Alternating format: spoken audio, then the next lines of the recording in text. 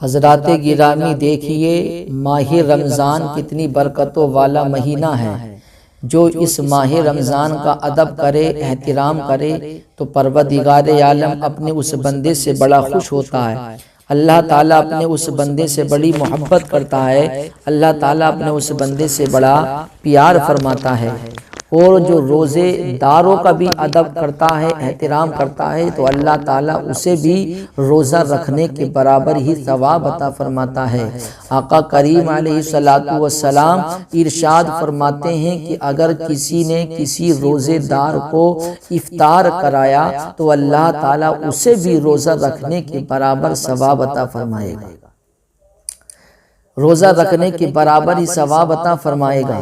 آقا کریم علیہ السلام نے ایک مرتبہ صحابہ اکرام کی انجمن لگی ہوئی ہے۔ آقا کریم نے ارشاد فرمایا، میرے صحابہ، اگر کوئی کسی روزے دار کو افطار کرا دے تو اللہ تعالیٰ اسے روزہ رکھنے کے برابر ثواب عطا فرماتا ہے۔ صحابہ اکرام نے عرض کی، یا رسول اللہ، اگر روزہ افطار کرانے کے لیے اتنی استطاعت نہ ہو، ہمارے پاس میں اتنا کھانا نہ ہو، تو آقا کریم نے ارشاد فرمایا، ایک گھونٹ پانی سے یا ایک گھونٹ دودھ سے ہی روزہ افطار کرا دو، پھر بھی اللہ تمہیں روزہ رکھنے کے برابر ثواب عطا فرمائے گا۔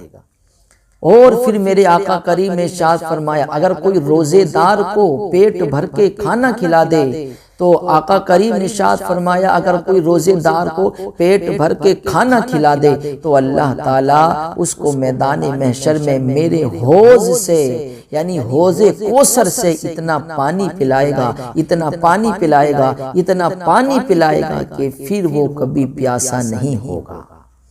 تو یہ روزہ افطار کرانے کی فضیلت ہے۔ میرے پیارے مسلمانوں، جو روزے دار کو افطار کا انتظام کر کے دے دے تو اللہ تعالیٰ اس بندے سے بڑا خوش ہوتا ہے۔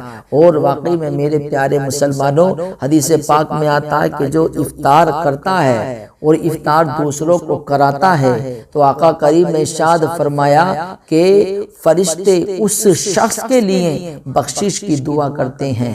فرشتوں کے سردار حضرت جبرائیل امین شب قدر میں، جو مبارک رات ہے، جو 1000 مہینوں سے بہتر ہے، شب قدر کی رات جو ماہ رمضان میں آتی ہے، فرمایا جاتا ہے کہ جو شخص کسی روزے دار کو افطار کرا دے تو سارے فرشتوں کے سردار حضرت جبرائیل اس کے لیے دعا استغفار کرتے ہیں۔ سبحان اللہ، دعا استغفار کر دیں، یا جس کے لیے حضرت جبرائیل دعا استغفار کر دیں تو اللہ تعالیٰ اسے ضرور معاف فرمائے گا۔ اور ایک روایت میں آتا ہے کہ حضرت جبرائیل علیہ السلام اس شخص سے مصافحہ کرتے ہیں جو شخص روزے دار کو افطار کراتا ہے۔ تو میرے پیارے مسلمانوں، اس لیے روزہ افطار خود بھی کریں اور دوسروں کو بھی کرائیں۔ اس کے اندر اللہ تعالیٰ نے بہت ہی زیادہ ثواب رکھا ہے، اس کے اندر اللہ تعالیٰ نے بہت ہی زیادہ برکتیں رکھی ہیں۔ میرے پیارے مسلمانوں، روزہ افطار، میرے آقا نے فرمایا کہ روزہ جو افطار کرنا ہے وہ کھجور سے کرنا ہے، یعنی روزے کو افطار کیا جائے تو کھجور کے ذریعے سے کیا جائے، کیونکہ آقا کریم نے ارشاد فرمایا کہ کھجور کے اندر طاقت ہوتی ہے، کھجور کے اندر قوت ہوتی ہے، اور وہ پورے دن کے طاقت کو، پورے دن کی نہ کھائے ہوئے جسم کو طاقت دیتی ہے، اور اس کے اندر بہت برکتیں ہیں، اس کے اندر بہت ہی زیادہ عظمتیں ہیں۔ آقا نے فرمایا کہ روزہ افطار کرو تو کھجور سے افطار کرو۔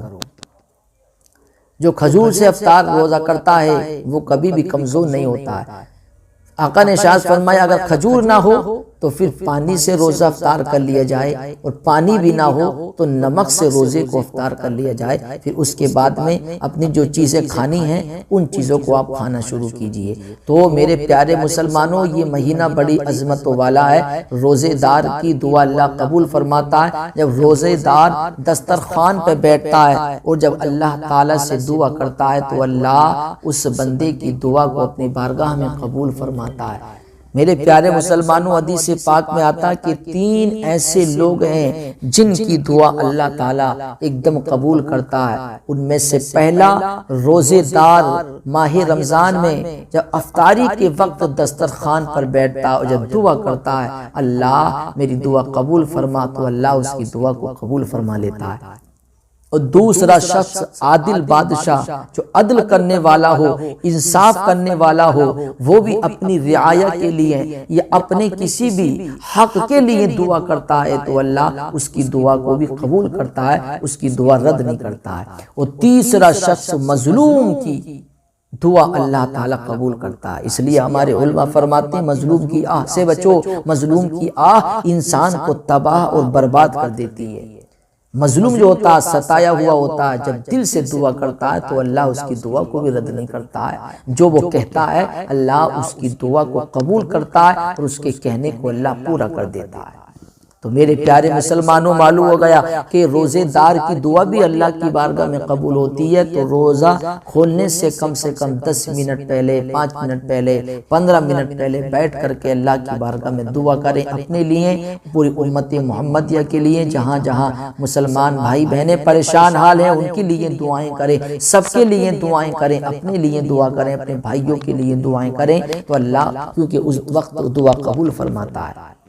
لیکن آج کل کے معاملہ تو ایسا ہے کہ لوگ دعا کہاں کرتے ہیں، کچھ تو ایسے ہیں جو موبائل لے کر کے بیٹھ جاتے ہیں، بار بار گھنٹہ دیکھتے ہیں یار کب اذان ہوگی کب اذان ہوگی۔ کچھ لوگ ایسے ہیں جو دسترخوان کو سجانے میں، فروٹس وغیرہ لگانے میں لگ جاتے ہیں، سارا وقت ضائع کر دیتے ہیں۔ اتنا پیارا وقت ہے، دعا کی قبولیت کا وقت ہوتا ہے وہ، اور لوگ اسے دسترخوان کو سجانے میں، فروٹس وغیرہ کو ادھر ادھر لگانے میں، کھانے کو اٹھانے میں، رکھنے میں سارا وقت ضائع کر دیتے ہیں اور اس وقت دعا نہیں کرتے ہیں۔ میرے پیارے مسلمانوں، آپ کو اگر یہ کام کرنے ہیں تو کم سے کم 10 منٹ پہلے آپ ان سارے کاموں سے فارغ ہو جائیے اور پھر اللہ کی بارگاہ میں دعا کریں، کیونکہ اس وقت دعا کی ہوئی رد نہیں ہوتی ہے، بلکہ اللہ اس وقت دعا قبول بھی کرتا ہے، اور جو اس وقت اللہ کی بارگاہ میں توبہ استغفار کرتا ہے اللہ اسے معاف بھی فرماتا ہے۔